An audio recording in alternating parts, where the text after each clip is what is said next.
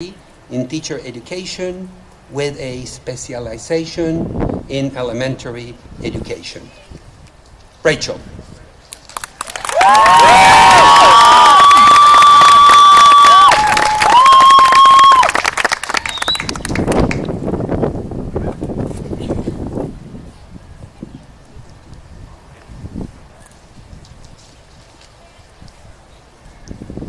One day, a man was walking along the beach after a storm when he noticed a boy hurriedly picking things up and then gently tossing them into the ocean.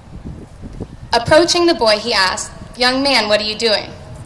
The boy replied, "I'm throwing starfish into the ocean.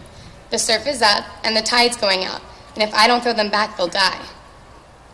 The man laughed to himself and said, "Don't you realize there are miles and miles of beach and thousands of starfish? You can't actually expect to make a difference." The boy bent down, picked up another starfish, and threw it into the surf. Then, smiling at the man, he said, "It made a difference to that one." This story always reminds me of teachers. I think one of the most painful things about this year was the disbelief that people outside the field of education often express to us. "You're teaching there? Why? How are you supposed to make a difference when the system is so flawed? You can't help every kid, you know." After long nights of meticulously creating engaging lesson plans, weekend visits to soccer games and cheerleading practice, and what seemed to be a never-ending struggle to emulate the Energizer Bunny each and every day, there are few more disheartening things than someone not believing in what you're doing. It's truly difficult to explain to someone else why we do what we do. We sound completely insane. We are notoriously underpaid, yet we spend our paycheck back on supplies for the students. We work long hours in and out of the classroom, perpetually asking ourselves how we can better support our students. We battle Los Angeles rush hour traffic to get to school an hour early and stay at least a couple hours late, just to make sure everything's right for our students. And we love them endlessly. We are their nurses, their counselors, their librarians, their waiters, thanks to breakfast in the classroom, and most importantly, their advocates. So when someone asks, "Why there?" or confidently tells me, "You can't actually expect to make a difference," I have to refrain. I want to say, tell that to Kaylee, who after months of encouragement and support, finally raised her hand in class for the very first time. Tell that to Aaliyah, who told me she was stupid and couldn't do anything, but who just got the highest grade in class on her paper on dogs last week. Tell that to Callie, who used to throw terrible, massive tantrums, but who now knows how to express his emotions calmly and clearly. Tell that to my students who use I statements instead of fists, who have learned to believe in themselves, and who have now memorized, "There is no such thing as bad kids, just bad choices. I am smart, and I am powerful, and I deserve the education that I get here today."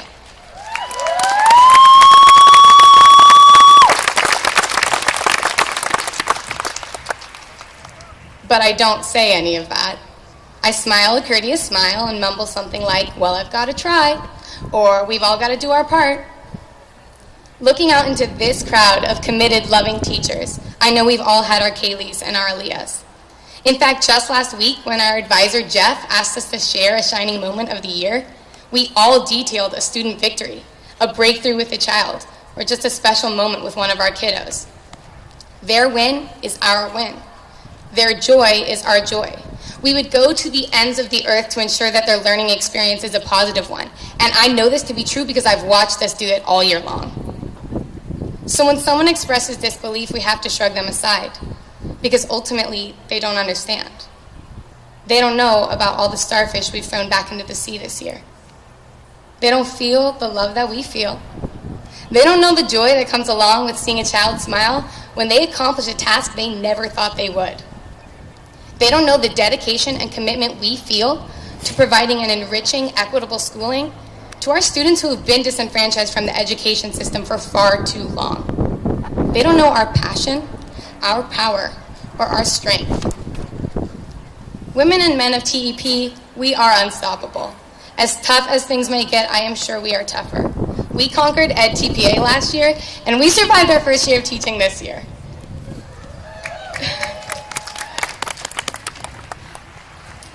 We have a new chapter of our lives in front of us. A chapter I sincerely hope will be defined by seeking equal access and contributing to student empowerment. The road ahead is not easy, but as various adversities are thrown our way, graduates, please try to remember what brought you here and why you'll always have the power to persevere. That reason is, and will always be, that we are making a difference to each and every one of our little starfish. Thank you so much to the UCLA TEP program for guiding us to embody a social justice agenda in our teaching practice. Thank you to our advisors, our families, and our friends. We could not have survived this year without you. Congratulations to the graduating class of 2015. We did it.